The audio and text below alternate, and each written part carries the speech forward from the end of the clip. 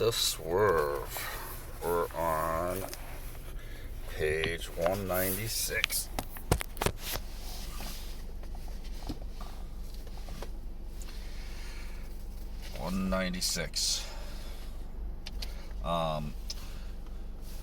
It's going through the topics in the poem. The greatest obstacle to pleasure is not pain, it is delusion.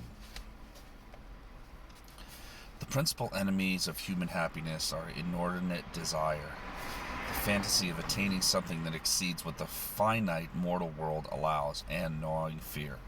Even the dreaded plague in Lucretius' account, and his work ends with a graphic account of a catastrophic plague epidemic in Athens, is most horrible not only for the suffering and death that it brings, but also and still more for the, quote, perturbation and panic, unquote, that it triggers.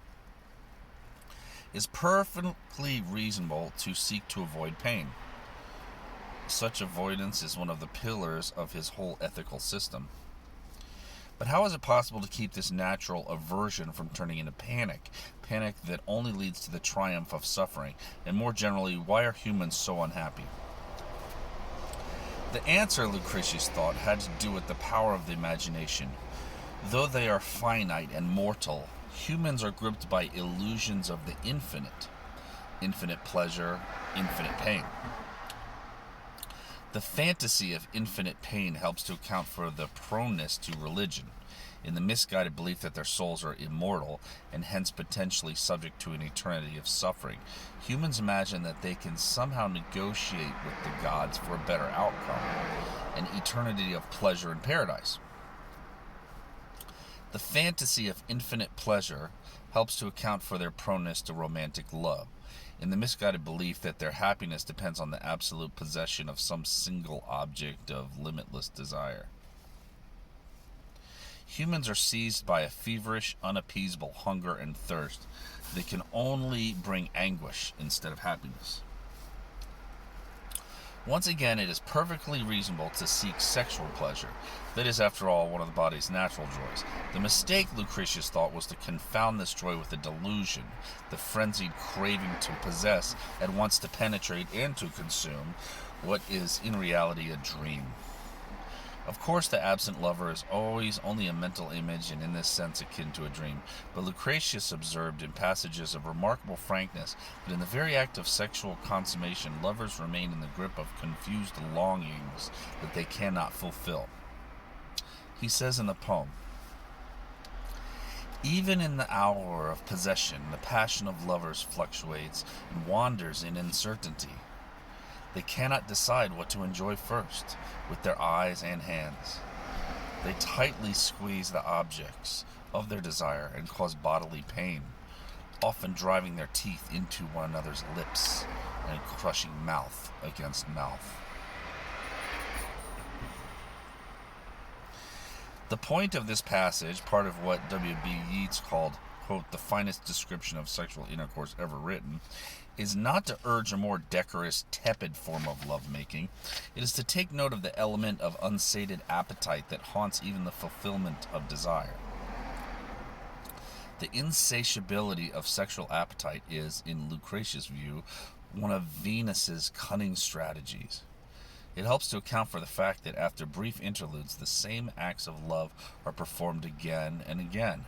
And he understood, too, that these repeated acts are deeply pleasurable, but he remained troubled by the ruse, by the emotional suffering that comes in its wake, by the arousal of aggressive impulses, and above all by the sense that even the moment of ecstasy leaves something to be desired.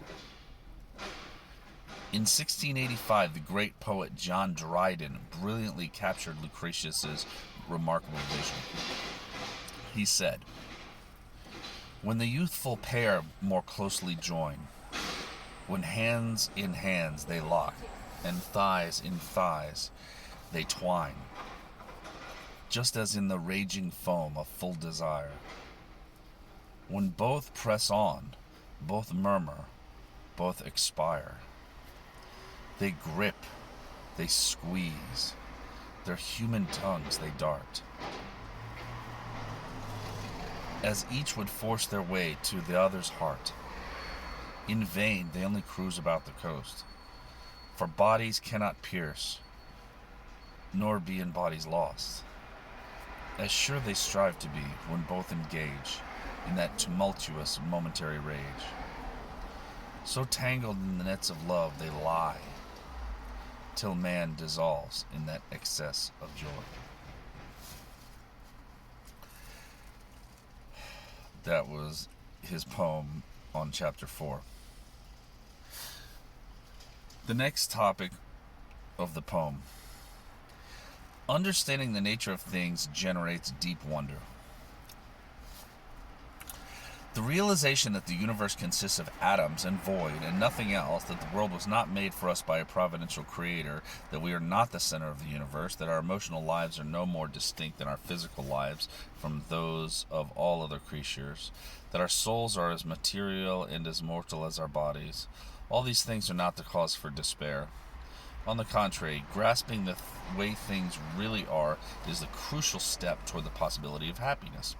Human insignificance, the fact that it is not all about us and our fate, is, Lucretius insisted, the good news.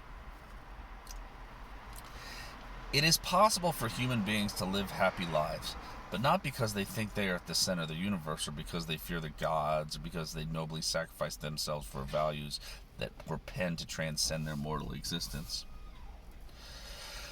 Unappeasable desire and the fear of death are the principal obstacles to human happiness. But the obstacles can be surmounted through the exercise of reason. The exercise of reason is not available only to specialists. It is accessible to everyone. What is needed is to refuse the lies proffered by priests and other fantasy mongers, to look squarely and calmly at the true nature of things. All speculation, all science, all morality, all attempts to fashion a life worth living must start and end with a comprehension of the invisible seeds of things, atoms and void, and nothing else. It might seem at first that this comprehension would inevitably bring with it a sense of cold emptiness, as if the universe had been robbed of its magic. But being liberated from harmful illusions is not the same as disillusionment. The origin of philosophy, it was often said in the ancient world, was wonder. Surprise and bafflement led to a desire to know, and knowledge in turn led the wonder to rest. But in Lucretius' account, the process is something like the reverse. It is knowing the way things are that awakens the deepest wonder. On the nature of things is that rarest of accomplishments, a great work of philosophy that is also a great poem. Inevitably, compiling a list of propositions, as I have done, obscures Lucretius' astonishing poetic power, a power he himself downplayed when he compared his verses to honey smeared around the lip of a cup containing medicine that a sick child might otherwise refuse to drink. The downplaying is not altogether surprising. His philosophical master and guide, Epicurus, was suspicious of eloquence, and thought that the truth should be uttered in plain, unadorned prose. But the poetic greatness of Lucretius' work is not incidental to his visionary project. His attempt to wrest the truth away from illusion mongers. Why should the tellers of fables, he thought, possess a monopoly on the means that humans have invented to express the pleasure and beauty of the world? Without those means, the world we inhabit runs the risk of seeming inhospitable, and for their comfort, people will prefer to embrace fantasies, even if those fantasies are destructive. With the aid of poetry, however, the actual nature of things, an infinite number of indestructible particles swerving into one another, hooking together, coming to life, coming apart, reproducing, dying, recreating themselves, and forming an astonishing, constantly changing universe, can be depicted in a true splendor. Human beings, Lucretius thought, must not drink in the poisonous belief that their souls are only part of the world temporarily and that they are heading somewhere else. That belief only spawned in them a destructive relation to the environment in which they live, the only lives that they have. These lives, like all other existing forms in the universe, are contingent and vulnerable. All things, including the earth itself, will eventually disintegrate and return to the constituent atoms from which they are composed, and out of which other things will form in the perpetual dance of matter. But while we are alive, we should be filled with the deepest pleasure, for we are a small part of a vast process of world-making that Lucretius celebrated as essentially erotic. Hence it is that, as a poet, a maker of metaphors, Lucretius could do something very strange, something that appears to violate his conviction that the gods are deaf to human petitions. On the Nature of Things opens with a prayer to Venus. Once again, Dryden probably best renders in English the spirit of Lucretius' ardor. Dryden's poem. Delight of humankind and gods above, parent of Rome, propitious queen of love, whose vital power air, earth, and sea supplies, and breeds whatever is born beneath the rolling skies. For every kind, by thy prolific might, springs and beholds the regions of the light. Thee, goddess, thee, the clouds and tempests fear, and at thy pleasing presence disappear. For thee the land in fragrant flowers is dressed, for thee the ocean smiles and smooths her wavy breast, and heaven itself with more serene and pure light is blessed. The hymn pours forth, full of wonder and gratitude, glowing with light. It is as if the ecstatic poet actually beheld the goddess of love, the sky clearing at her radiant presence, the awakening earth showering her with flowers. She is the embodiment of desire, and her return on the fresh gust of the west wind fills all living things with pleasure and passionate sexual longing. The poem continues. For when the rising spring adorns the mead, and a new scene of nature stands displayed, when teeming buds and cheerful greens appear, and western gales unlock the lazy ear, the joyous birds thy welcome first express, whose native songs thy genial fire confess. Then savage beasts bound o'er the slightest food, struck with thy darts and tempt the raging flood. All nature is thy gift, air, earth, sea. Of all that breathes, the various progeny, stung with delight, is goaded on by thee. Over barren mountains, over the flowery plain, the leafy forest and the liquid main, extends thy uncontrolled and boundless reign. Through all the living regions dost thou move, and scatterest where thou goest the kindly seeds of love.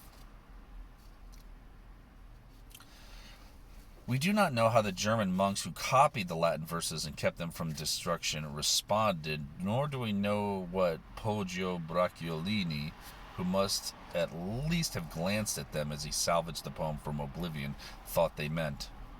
Certainly, almost every one of the poem's key principles was an abomination to right-thinking Christian orthodoxy. But the poetry was compellingly, seductively beautiful, and we can see with hallucinatory vividness what at least one Italian later in the 15th century made of them. We have only to look at Botticelli's great painting of Venus, ravishingly beautiful, emerging from the restless matter of the sea.